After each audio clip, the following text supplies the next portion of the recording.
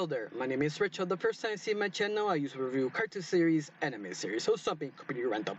And today we'll talk about Animal Cracker, a semi not really, but it kind of is Netflix original movie because Animal Crossing was delayed for about 3 or 4 years. I mean, it was shown in the trailer back in 2017. It took super long to come out because after delay, you think the movie probably be bad because how much delays been given.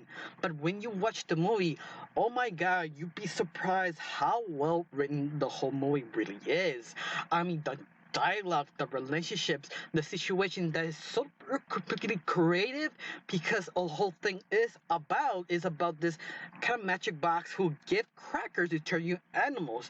That's basically the main focus, but the focus is the relationship of Owen and Zoe, because those two characters are the main focus, and you focus when they met, now how they're married, how they deal with their father-in-law trying to mess with Owen, and you see their camaraderie back and forth. They agreeing, disagreeing, but almost like a fun relation, something they actually truly love each other. They be sarcastic to each other. They want to hate each other at the same time, love each other, sacrificing each other. That's so much passion that any flaw of this movie or any critic can say whatever they want, but you cannot deny their relationship. That's the main goal of this movie, to see what should we sacrifice our family, what we should not sacrifice.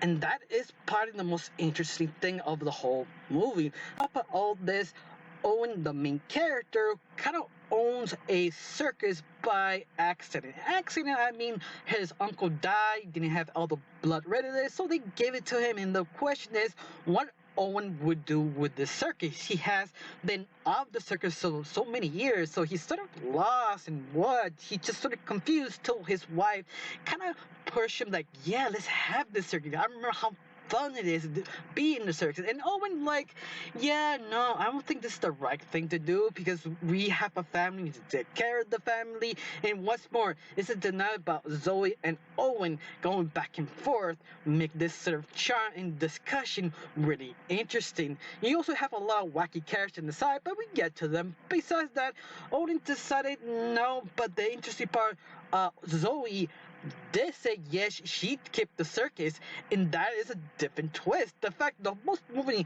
every time you get closer to the end, every single cliche you sing turns a different twist, something that you wasn't expecting to get, and you just, okay, I like this idea, let's go where this goes.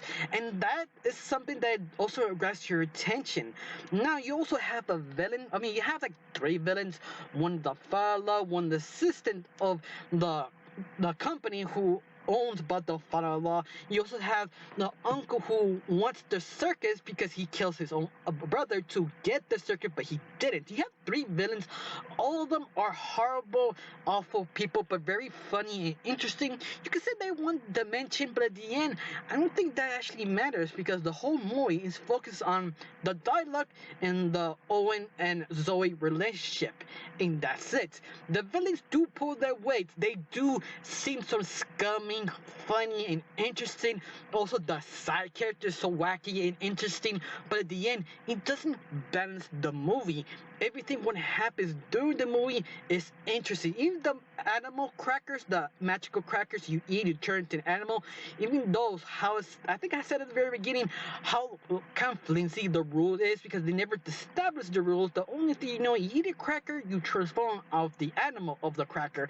The only way to turn back is wait for the animal human that looks like you. You eat the cracker to become human.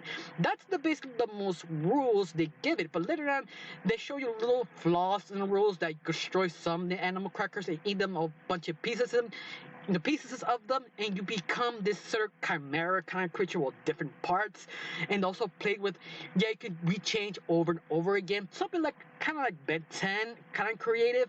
And that what it goes, what's more, it doesn't focus that much into the very end, but the very end is sort of worth watching because how creative the crackers can be used in the circus and how people probably misuse this in the circus, like the main villain who wants to be fame and fortune.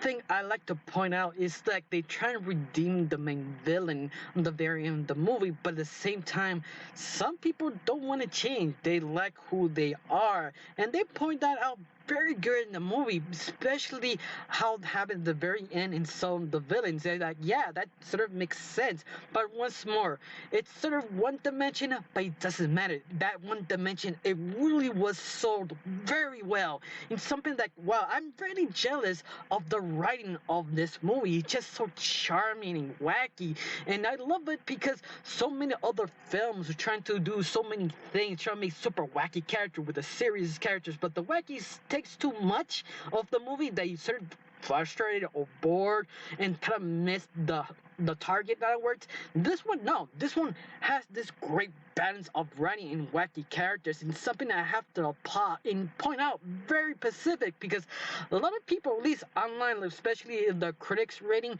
they give this 5 out of 10. You watch this movie, you scratch your head like, why? Once more, I'm a critic also. Yeah, I watch a lot of animated stuff. And to me, the only reason why is how it's edited. It's sort of kind of weird because they do to a musical and so to montages. It's sort of put in right way to explain, make it more faster, but it doesn't ruin the movie. The only thing I can think of, and besides the one-dimensional villains, but once more, that is not a bad thing. That is how clever and well handled the story really is. You're just like, whoa, yeah, I want to see this in theaters. How fun and enjoyable. Luckily, you got second best be on Netflix because a lot of people can watch it and enjoy it. And something I highly recommend it. I got nothing else to say. Just thank you for watching. Don't forget to subscribe and have a wonderful day. Bye.